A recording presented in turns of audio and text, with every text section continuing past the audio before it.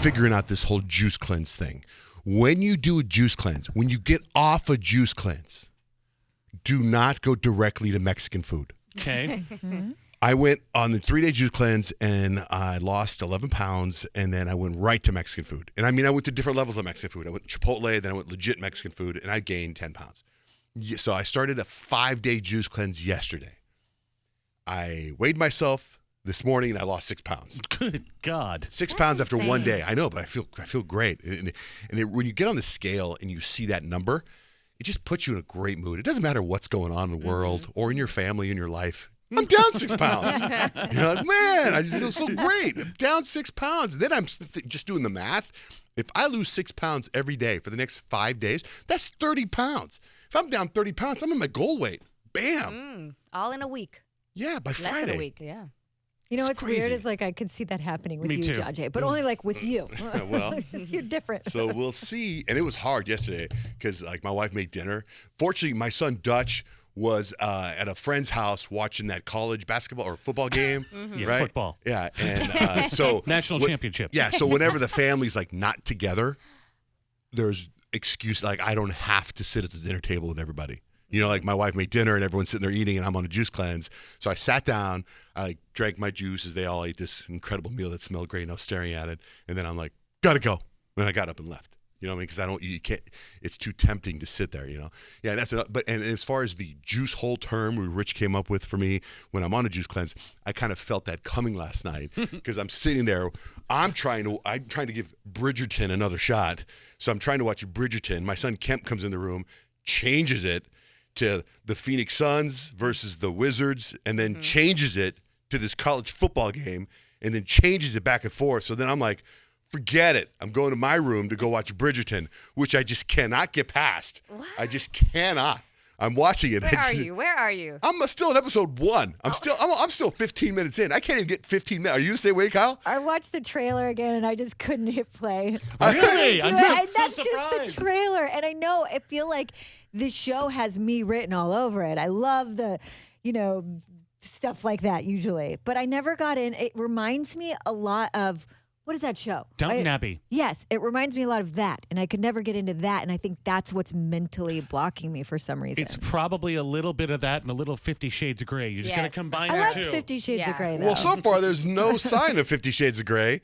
For me, I'm 15 minutes It's not in. going to be in the first episode. You have to get they have to introduce the characters. You have to at least get to the 3rd episode to say whether you're in or not. It's so hard to get through this show because it's very much like all the shows in my life that they've like movies they put out. Like I think somebody on the show, someone called in and said Pride and Prejudice and all these movies that are very for smart people. It's very much Period pieces. Yeah, very much OC like that. People that know that it's called period piece. Like that. So I tried to watch it, and so I had that juice hole moment as my son was watching a football game, watching a basketball game, going back and forth. So I went upstairs to watch Bridgerton, couldn't do it. Started watching that show called Your Honor again, right? And I got to another episode, and it's such gut-wrenching stress that I had to turn that off, and then I just went to sleep. Are you watching Your Honor, Kyle? Yeah, Did you I get any finished the 2nd episode, which is basically, I feel like I'm caught up to where you had told us the story of Your Honor yesterday. It's a I crazy don't want to show. ruin it because some people said we ruined the show. But It's a crazy show. It is so intense to see this dad trying to protect his son who hit and killed a kid and ran, like just left the scene of the crime. And then his dad, who is played by Bryan Cranston, you're right, Johnny, he's like making all these mistakes. And each time he almost gets away with it. Like he has someone steal the car that hit the kid.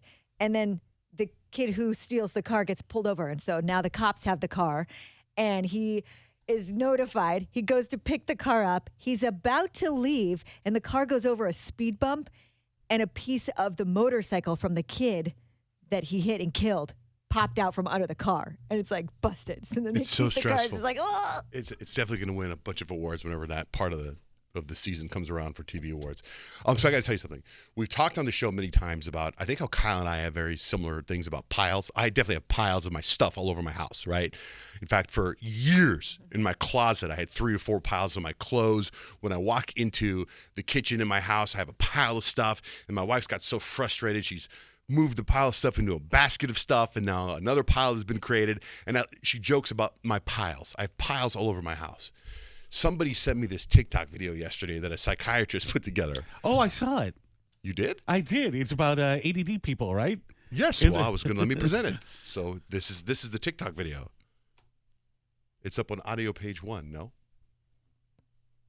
This will only make sense to you if you have ADHD. Part 1. We hate clutter, but not all clutter. When someone with ADHD sees clutter, it completely distracts us and derails our train of thought. Unless we put it there. And this is because most people with ADHD have object permanence, which means if we can't see an object, in our minds, it doesn't exist. So while other people's stuff is a complete distraction and we see it as clutter, we see our own as tiny little piles of organized reminders. See, Totally makes sense. I literally just yesterday got so irritated because our dog Daisy, she has this basket of toys. And no matter how many times you take the toys and you put them in the basket, she goes in immediately and takes them all out. And somehow she knows that they drive me nuts. So they always end up right, like I have, a little rug right by where I brush my teeth. And they always end up on that rug and then I step on one. So just the other night, I stepped on one of the little the rope tug things. And I was just like, geez, these stupid toys everywhere. And it was just one toy. And then I look up and all of my piles, well, most of them on my bathroom counter. It's just one toy. Got me so pissed off. And I looked up and my whole counter is covered in piles. And I'm like, I'm going to brush my teeth now. Yeah, so that's how I was telling my wife. She's like, oh my God, I sent her that. She's like, oh my God, I live with this. And I'm like, yeah. And I go, it's so bizarre. Like, I know where all my stuff is in my piles.